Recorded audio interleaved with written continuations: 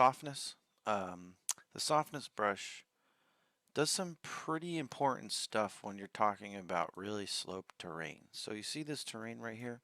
If I just simply go to my really smooth and I set my softness all the way back to 0, you'll notice the softness when it's at 0 does this equal kind of smooth across the entire flat surface, if that makes sense. So when you're smoothing something, when you're smoothing something and your softness is at 0 versus 1, 1 kind of does like the center different than the outer edge. It's hard to see, but just this.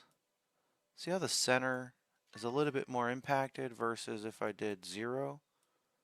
See how that kind of does more even distribution of the smooth?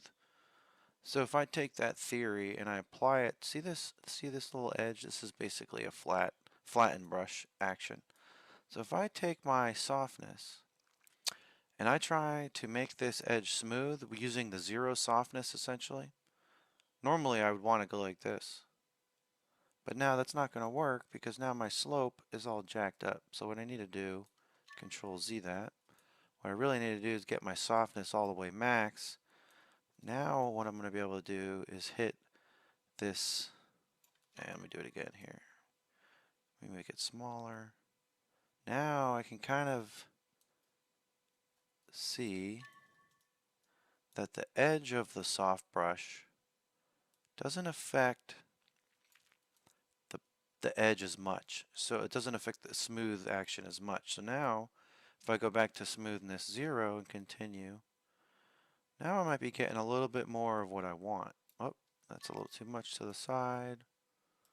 When you're talking about flat roads, some of this stuff really comes in handy when you do it a certain way.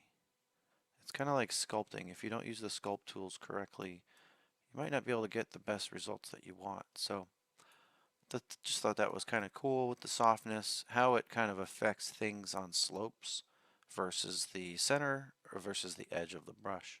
That's all.